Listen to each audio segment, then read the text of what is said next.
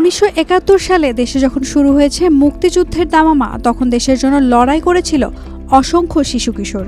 বয়সের কারণে মুক্তিবাহিনীতে তাদের জায়গা হয়নি সহজে, কিন্তু তাদের অদম্য ইচ্ছার কাছে হার মেনেছেন তখনকার দায়িত্বপ্রাপ্ত অফিসাররা। এমনও ঘটেছে রাইফেলটাও ঠিকমতো তুলে ধরতে পারে না, তবুও মুক্তিযুদ্ধে এসেছে। আর এমনই একজন বাংলাদেশের সর্বকনিষ্ঠ মুক্তিযোদ্ধা বীর প্রতীক আবু সালেক। ব্রাহ্মণবাড়িয়ার আখাউড়া উপজেলার ধরখার ইউনিয়নের হাসিমপুর গ্রামের আবু সালেক 1971 সালে ছিলেন 7ম শ্রেণীর ছাত্র। পাকিস্তানি হানাদাররা তার বাবা, চাচা সহ 33 জনকে নির্মমভাবে হত্যা করে। প্রতিশোধের তীব্র আকাঙ্ক্ষায় আবু সালেক পাঠ্য বই ফেলে ভারতের আগরতলায় চলে যান মুক্তিযুদ্ধে অংশ নিতে। ডেইলি সানের সাথে কথা বলছিলেন মুক্তিযোদ্ধা বীর প্রতীক আবু সালেক। জানান, যুদ্ধ শুরু হয়ে যাওয়ার পর তিনি আগরতলায় চলে যান। সেখানকার ত্রিপুরা প্রদেশ কংগ্রেস ভবনে মুক্তিযুদ্ধে অংশ নিতে লোক বাছাই চলছিল।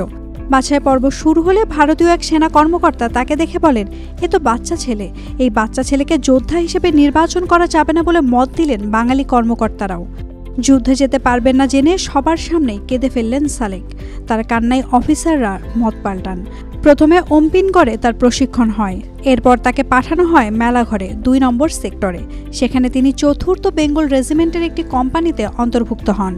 আমি সর্বকনিষ্ঠ বা ছোট ছিলাম বিদায় তখনকার অফিসাররা বা রিক্রুটিং অফিসাররা আমাকে মুক্তিযুদ্ধে ট্রেনিং করার জন্য সিলেক্ট করেন নাই। তাতে আমার অনেকটা উদ্বেগ হয়। আমি কান্নাকাটি করি যে আমি বলছি যে আমি বাংলাদেশ থেকে আসছি মুক্তিযুদ্ধে অংশগ্রহণ করার জন্য, এই দেশে আমাদেরকে উৎখাত করার জন্য আমি যুদ্ধ করতে আসছি।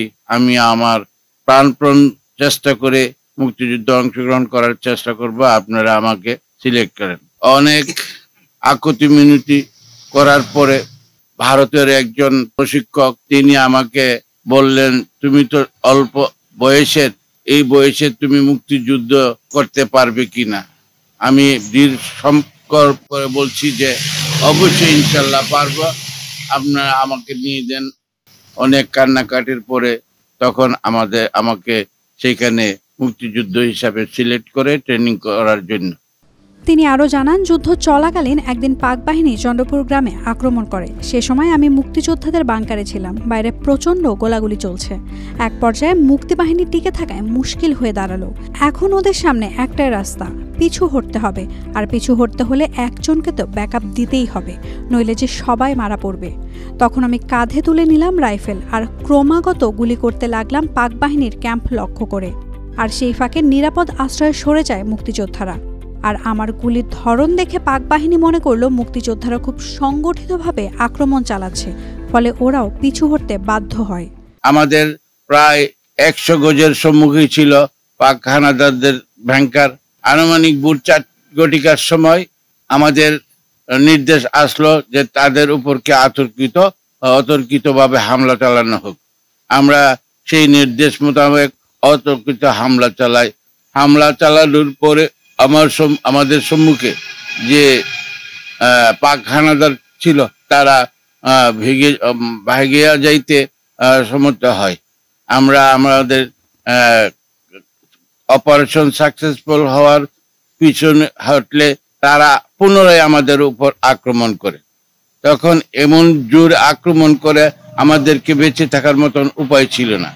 আমি তখন আমার এক উস্তাদকে বললাম, উস্তাদ আমি তো সবার ছোট, আমি ব্যাংকার থেকে তাদেরকে প্রতিরোধ করি, কাউন্টার দিই, আপনারা আমাদের মুক্তিযোদ্ধাদেরকে নিয়ে পিছনে চলে যান। যেই কথা সেই কাজ, ওনারা চলে গেল। আমি সামনে সারিতে দাঁড়াইয়া তাদেরকে কাউন্টার দিতে থাকি, যে তারা মনে করে আমরা এখানে অলরেডি আছি, আমরা এখান থেকে জায়গা ত্যাগ করি নাই। নাওমিন নাসরিন, ডেইলি সান।